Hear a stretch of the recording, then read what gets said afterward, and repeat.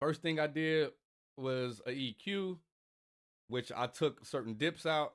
You know I get up, biggie all day. Around 160. The little like cloudy, I would like to call it. I know some people say mud. That sound cloudy to me. I dipped it out about almost 2 dB. Back, but I'm blowing back out. At about 1200, it had this kind of like piercing sound to me. Now just begin, spin the wind, change the name. All marbled and got hit with the. And so those were the bands that I identified that I wanted to kind of dip out before we went into like pushing it louder. You know I get up, biggie all day. You know I get. Soothe is just doing a de-essing on the entire master. And the reason why I keep focusing on de-essers, because the style of this song, I want it to be somewhat bright. And in order to achieve that overall brightness without giving you ear fatigue and without having you feel like it's too harsh, you have to really be deliberate with getting those harsher frequencies out of the high end. Because I know that down the line, once it go through mastering, there's going to be a shelf, it's going to add air, and it's going to bring all that brightness back. And what we don't want when we do that is to bring all of the ugliness in those high-end frequencies up as well. So just some moves I make keeping in mind what I'm going to do later on. You know I get up, biggie all day. You know I get joking. We go to the Oxford Inflator again. This time it is at 100%. I didn't want to push the vocals at 100%, but the entire mix, I felt more comfortable. Let's take a listen. You know I get up, biggie all day. You know I get joking any long way. You know I'm serious, so don't play. You know it, 10 toes down. The leader number, she got a new best friend now. Don't talk about the past, cause the future's right now. You want her back, but I'm blowing back outs now. Better yet, we bout to back out now. Take her on the street, standard clip. We back out now. Girl, you VIP. That don't stop now, just begin, spin the wind, change the name, change the game. Get my last dollar before she see a change. You all marbled and got hit with the Doctor Strange. We equals, balance in the yoke. We got. And you'll see periodically that it'll get clipped. And this I'm using with a technique in mind that's only to grab the rogue peaks. I'm not using this to really push the mix, none of that. I'm only using this to catch any peaks that just happen to jump out over the threshold, which will allow me more headroom to push the limiter harder next. All right, and so that's what that's doing. And then here I believe we have the bulk of like the mastering stuff going on. And so we have Ozone, we have T-Rax 1, which I like. Let me turn this stuff off. So we got T-Rax 1, which gives you functionalities over the focus with it's like the presence and clarity bands, air of like 6K, the transients, whether or not you want analog saturation, bass punch, width, body, push, compression, and volume, just literally raising the volume. So the settings that I landed on, we're gonna take a look, but let's bypass it and listen. You know I get up, biggie all day. You know I get joking any long way. Let me grab another section for a second. We've been on this section.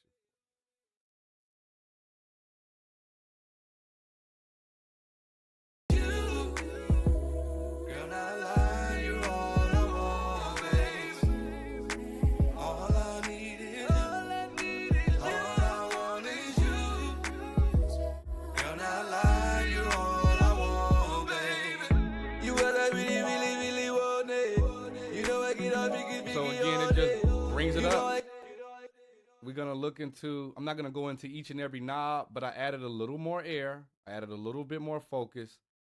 I pushed it about a dB, about a half a dB of volume. I gave it some width. I gave it a little bit of punch in the bass and just slight bit of analog saturation. And then that's when you ultimately get.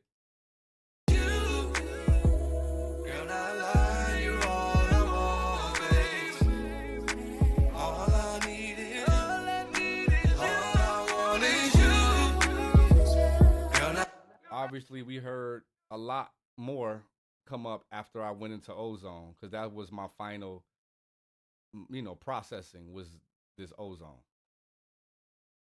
And as if you're paying attention, a lot of what I do over again. Like, I've added air on many things already, and I added some more. I've added high end to many things already, and I added some more, but I'm not adding it in an exorbitant amount right away. I may add a few dBs here or there every step of the way, which ultimately gives you just a better overall cohesive sound than just jacking up a vocal, 15 dB at 10K. It's not going to have the same sound as if you use different instances where you get a little bit more volume in that area. So the EQ that I threw on here on the master really was just a mid-side EQ that I rolled some sides off. I increased some sides in the mid-range. The reason why I'm going to solo this so you can hear what I wanted to bring up.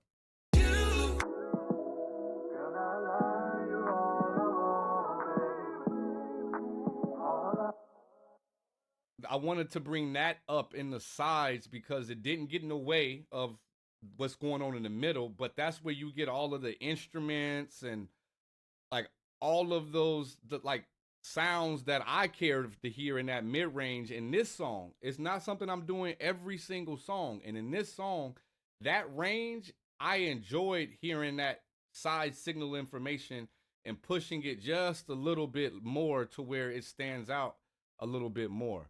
On the mids, I dipped the low end only about 0.3 decibels just to control it a little. And then I dipped out some muddy areas. On the dynamics, this was like a mix bus glue type of thing. It ain't doing nothing but a few, not a full dB, but it's doing like 0.5, 0.3 type of moves here. Let's take a listen.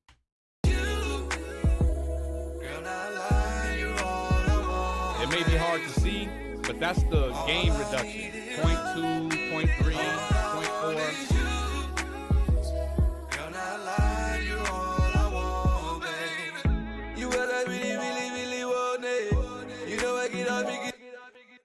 The exciter is just adding some saturation. It's gonna be really hard to hear. It's very subtle.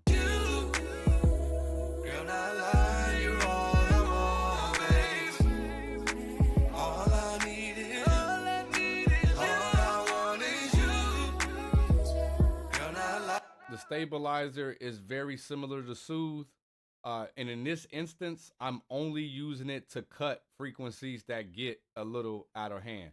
Now, check this out. If I select shape, and let me turn it up to 100%, it's going to think. So if my high end isn't high enough, it's going to make it higher.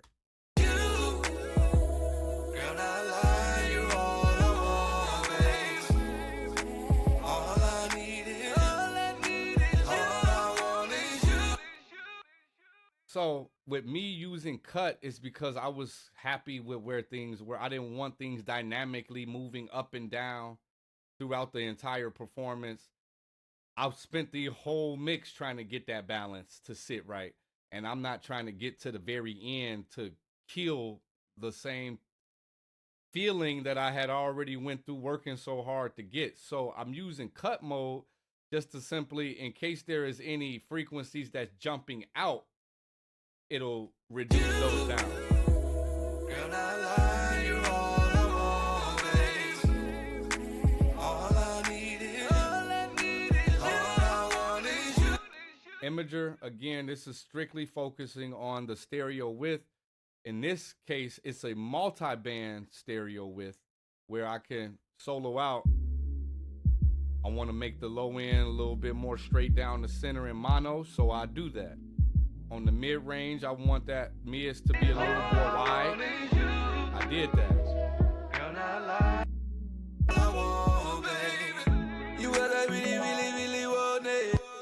And so the last two things that we get down to just get to like my final, what I would say mock master, is the two limiters. The first limiter is only gonna be usually used. We're gonna see, because I don't know for a fact, but I usually only get it to react to it by a few like points of a decibel. So 0.2, 0.4.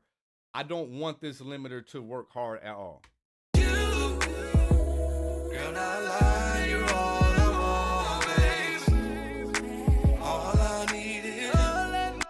So in this case, it's not working at all. Like, it's not even actually limiting anything. It's just increasing the overall mix by 3 decibels. But it's not, them 3 decibels is not causing it to reach its peak. When we go to the maximizer, we add another 3.5. Watch your ears. Girl, I lie, you're all I want, babe. All I need is, all I want is you. So we getting another 3.7 decibels of gain, but you see the actual amount of reduction that we're getting from the whole mix is within a decibel or 2. You see that I'm upward compressing another whole dB. I don't have any soft clip going on this one, and my true peak value is set to 0.3 or 0.29. And that is pretty much how you would get this mock mix done. And then what's funny, because this whole time I'm turning that stuff on, but it's supposed to be off over here. But I felt the difference. Let me turn it on. Let me see if we hear a difference. Girl, I lie, you're all I want, babe. All I need is, all I want is you. Girl, I lie, you're all I want, babe. You what I really, really, really want it. You know I get on Vicky all day. You know I get joking any long way. You know I'm serious, so don't play. You know it, 10 toes down. And the very last thing I do is just use a meter, like a measuring tool, a metering tool to show, just to give me insight on my LUFs and where I'm hitting my long tone targets, just to give me an idea if I'm being competitive or not. Because I kind of know where I want the LUFs to be in general. So let's listen. Girl, I lie, you're all